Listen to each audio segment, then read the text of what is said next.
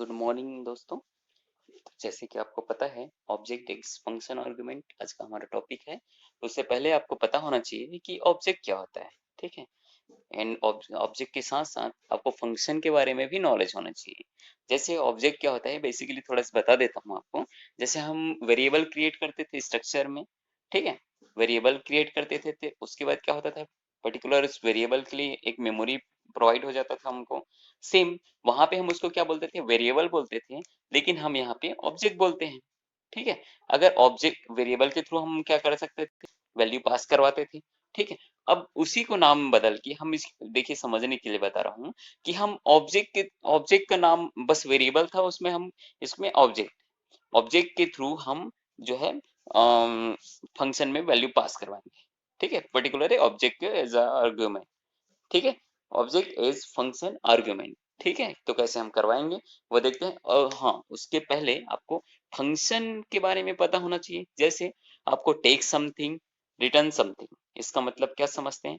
Take something मतलब होता है आपका कि जैसे आप उसमें कुछ वैल्यू जो है पास करवा रहे हैं। एंड रिटर्न समथिंग का मतलब क्या है कि हम कुछ रिटर्न करवा रहे हैं हमारे फंक्शन को। ठीक है। तो इतना आपको नॉलेज होना चाहिए। अब देखिए यहाँ पे सबसे पहले hash include iostream dot h, hash include conio dot h and class sample है। ठीक है। क्लास क्या है आपका, कीवर्ड है, सैंपल जो है क्लास का नेम है। ठीक है। उसके बाद है पब्लिक। ठीक है। पब्लिक है मतलब इसको कहीं से भी एक्सेस कर सकते हैं। इंट वैल्यू है मतलब इन टाइप का आपको, जैसे यहाँ पे मैंने एक बनाया हुआ है। जैसे इंट वैल्यू है मतलब क्या है, इंटीजर टाइप का हम वैल्यू वैल्यू पर्टिकुलर इस मेमोरी ब्लॉक का नाम है, उसमें हम जैसे उसका ब्लॉक क्रिएट किए हैं। ठीक है। अब उसके बाद वाइड रीड। वाइड रीड है मतलब क्या होगा कि हम एक फंक्शन बनाए हैं, इसमें वाइड है मतलब क्या होगा, इसमें कोई भी वैल्यू रिटर्न नहीं करवाना।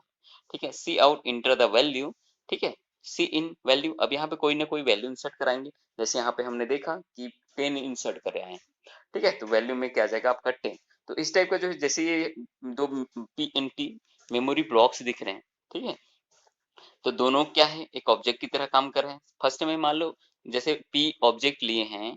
ठीक है। तो वो जैसे कॉल बाय वैल्यू की बात करते हैं तो उसमें क्या होता है, दो अलग अलग मेमोरी, यहाँ का जो वैल्यू है वो उठ के यहाँ पे चले जाता है। जैसे मान लो पी एक ऑब्जेक्ट है, तो पी का वैल्यू जो है कहाँ उठ के जाएगा, टी में। ठीक है। अब यहाँ इस फंक्शन में जो भी काम चल रहा होगा, हो सकता है 10+10 हो या कोई भी, तो वो जो वैल्यू है उसमें ऐड हो जाएगा।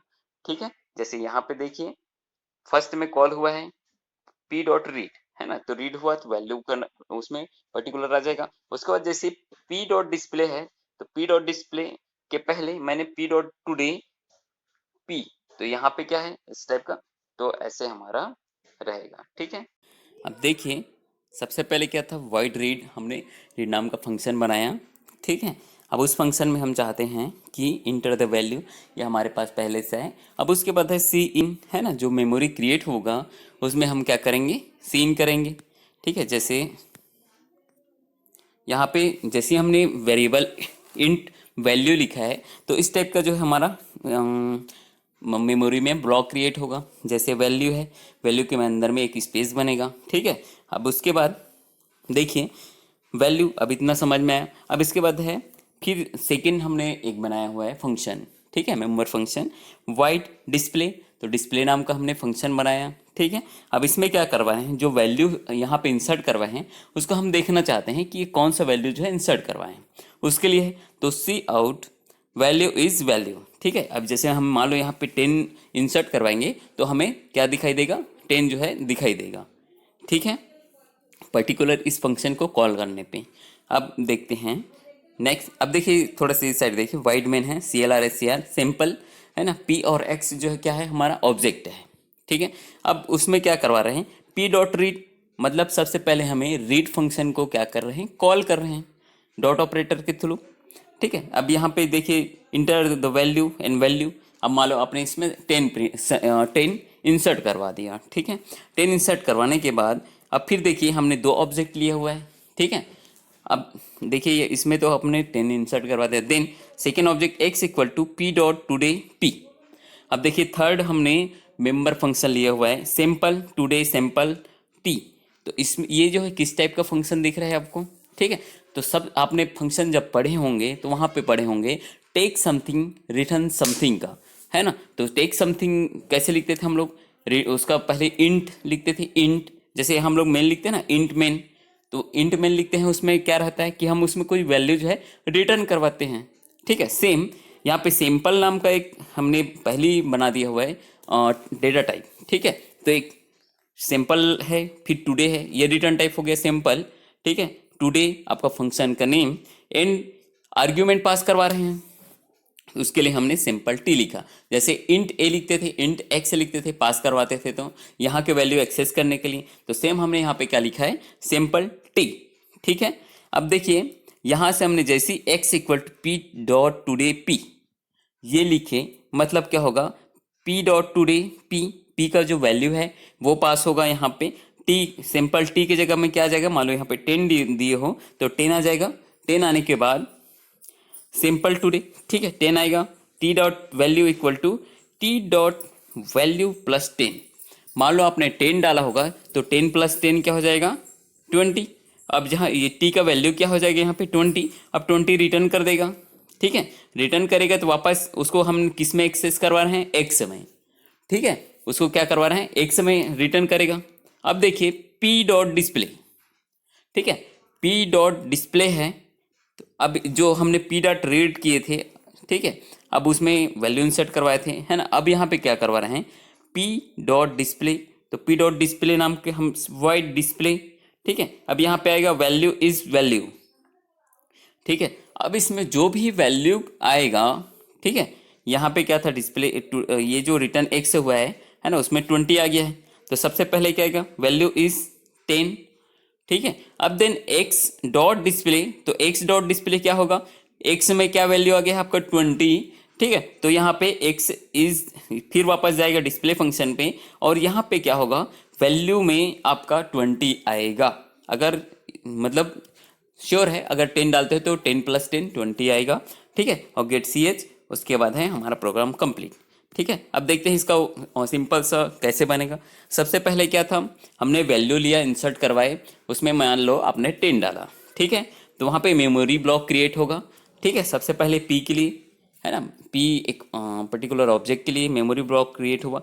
अब ये जो पी हमने अब क्या करवाया है, एक पी जो टुडे नाम का जो फंक्शन है ना, सिंपल टी, जो टी नाम का एक हमने पास करवाया हुआ है, टी नाम के जो ऑब्जेक्ट के थ्रू, ठीक है। जैसे हमने ऑब्जेक्ट को ऑब्जेक्ट में चेंज करना है तो एक्सेस कौन करेगा, ऑब्जेक्ट ही करेगा, ठीक है।